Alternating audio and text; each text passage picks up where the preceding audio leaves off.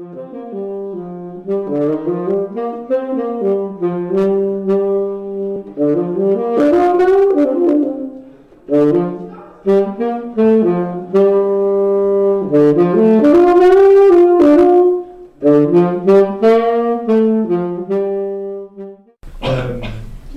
va forcément vous accuser de participer à la division de la gauche sur ce canton. Qu'est-ce que vous avez à répondre? Que vous êtes les seuls de gauche?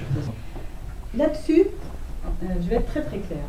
Il y avait une date limite de dépôt des candidatures, date limite de dépôt des candidatures au Parti Socialiste. Il y a d'ailleurs certains socialistes qui sont tout à fait amers et qui sont sur ce canton, mais sur d'autres cantons. Aucune des deux listes, autres que la nôtre, mais nous ne sommes pas une liste socialiste, mais une liste d'union, donc nous n'avions pas à tenir compte de ces dates de dépôt. Mais les socialistes, oui. Or, les deux listes en présence n'ont tenu compte en aucun cas de ces dates de dépôt, je suis bien placée pour le savoir. Par contre, on leur a dit, il n'y a pour l'instant aucun candidat inscrit à la date limite de dépôt des candidatures qui était le 3 janvier. Donc les deux listes, celle de M. Pissas et celle des fantassins de M. Ray, sont des listes qui ne se sont pas inscrits dans les dates de validité émises par M. Jean Denat lui-même. Donc en réalité, elles sont illégitimes, ce qui est très rigolo, très amusant. Elles sont illégitimes, je le dis très clairement.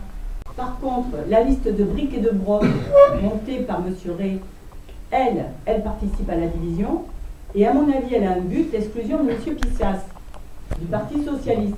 Voilà le but premier et peut-être unique, et qui va peut-être nous faire perdre le canton.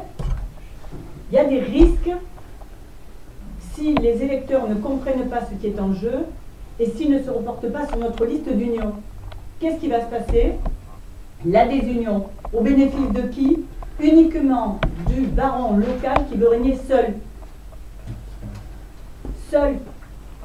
Et se débarrasser d'un autre baron local. Voilà où nous en sommes. Alors il y a déjà la guerre intestine au Parti Socialiste. C'est ça qui divise la gauche, déjà. Après, qu'est-ce qui divise la gauche? C'est le non-respect des engagements de campagne de Hollande. Il ne faut pas déconner quand même. C'est eux qui nous amènent à présenter des listes et de ne pas avoir d'union avec le Parti Socialiste. C'est eux qui divisent. Quand le Parti communiste tend la main aux socialistes sur le canton de Roquemaure pour faire une alliance technique pour battre la droite et le FN, parce qu'il y a une menace FN, et que M. Denat, au nom de l'hégémonie socialiste, refuse la main tendue, qui divise la gauche? Voilà les réalités. Eux, ils disent que c'est du Crousseau. Non, le prétexte, c'est de dire le PG présentera une liste. Et je suis désolé, le PG c'est le PG, le Parti communiste c'est le Parti communiste. Et sur ce canton, historiquement, quand on réfléchit, le poids des communistes n'a rien à voir avec le poids du PG. Donc c'est bien un prétexte. C'est bien un prétexte. Globalement, on sent que de la part du Parti socialiste, dans l'ensemble du département, il y a une tentative de recomposition pour une majorité avec le centre-droit. Absolument. Il ne faut pas se faire d'illusions là-dessus. Ah ben, de toute façon, monsieur, je pense qu'on va m'exclure.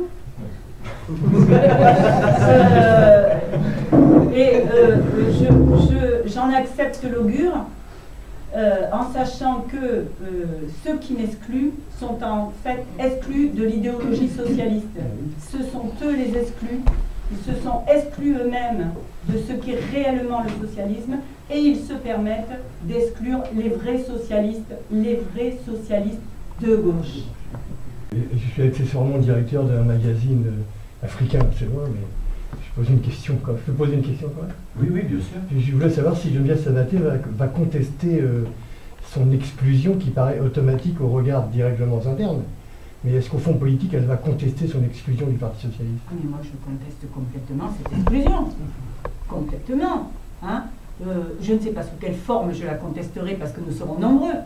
Mais ce qui est certain, c'est que les contestataires de cette exclusion seront nombreux.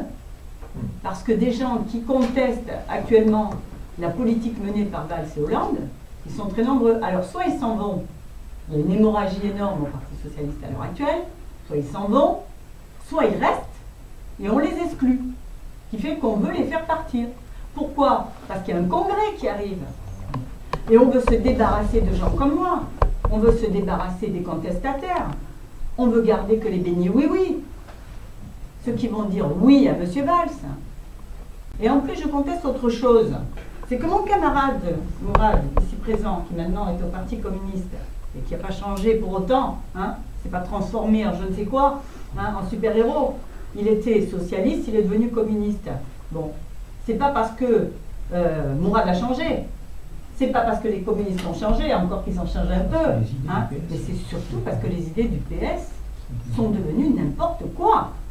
Concernant l'exclusion des militants PS qui rejoignent le Parti communiste, il y a une chose qui est sûre, je l'ai moi de source sûre, c'est qu'on va demander aussi l'exclusion de la tutelle d'Émeric Brier, qui a été nommé par Paris pour trouver une solution dans le Gard, mais lui-même ne respecte pas les statuts qu'il a fait voter, signer.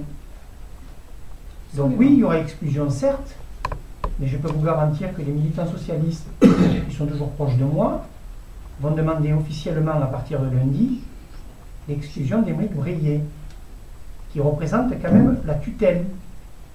Ça, je veux que vous le sachiez. Ce ne sont pas nous qui nous sommes mis à l'écart du Parti Socialiste. C'est le Parti Socialiste qui s'est mis à l'écart des statuts qui fait voter, des idées pour lesquelles il a été élu, le Parti Socialiste. On ne s'est pas mis à l'écart. Donc, avant d'exclure nos collègues, je pense qu'on devrait, les militants vont demander à ce que la tutelle qui est représentée par Émeric Brier soit lui-même exclue, pour non-respect des statuts, et laisser la place aux copains d'abord. Voilà, une fameuse chanson, hein, des copains d'abord. Une des aberrations, c'est qu'on se présente à des élections départementales sans connaître les compétences futures dévouées au département. C'est quand même extraordinaire. On vit une période formidable. On est pas capable. Hein, notamment les compétences générales qui pourraient être abandonnées. Ce qui veut dire, en clair, que le département ne pourra agir que sur les compétences qui lui sont dédiées et ne pourra plus, à côté, aider une commune à faire un rond-point si elle n'a pas la voirie ou d'aider à un concert culturel si elle n'a pas la culture dans son domaine de compétence. C'est grave, parce que imaginez des petits villages qui ont besoin de cette aide, qui ont besoin de pouvoir s'appuyer sur des collectivités comme le département ou l'agglo ou la région. Donc on en est là, hein, et on ne sait pas à quelle sauce on va être mangé demain. Ça veut dire qu'encore une fois, on dépossède le peuple de la démocratie directe et participative. C'est encore une dépossession, hein, c'est encore un déni de démocratie. De plus en plus, on va vers des exécutifs qui auront été désignés par les grands électeurs. Hein. Donc, où est le peuple, quoi? On est en train de... Il y en a des économistes qui disent oh, ben, il faut dissoudre le peuple, hein. C'est lui qui encombre. Parce qu'en réalité, ils espèrent que la guerre va occuper l'espace médiatique et que tout ce qui est autour va disparaître. Jean Denal a dit au Midi Libre, hier, on ne parlera plus que de nous, terminer les anti-austérités, terminer la loi Macron, hein, terminer tout ce qui divise, parce qu'on va faire semblant que ces gens-là n'existent plus. Or, nous existons, nous sommes là. Concernant la liste PS, les candidats qui ont été choisis sont tous des candidats, du moins les principaux, élus. Donc je ne vois pas comment, aujourd'hui, ils peuvent proposer de mieux faire alors qu'ils sont aux manettes. Voilà, ça je voulais le souligner. Alors je voulais juste ajouter une parole de communiste.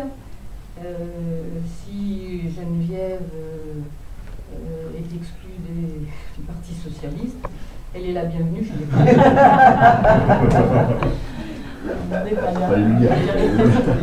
Tu feras comme moi. Mais bon, c'est ce qui me semble essentiel, au-delà de l'appartenance à un parti et d'une carte aujourd'hui, c'est de se retrouver ensemble avec des objectifs communs dans l'intérêt des populations. Je crois que c'est ça qui est le plus important. Après, les problèmes administratifs, on verra plus tard, hein, et c'est pas l'essentiel. Voilà. On n'est pas sur un esprit boutiquier.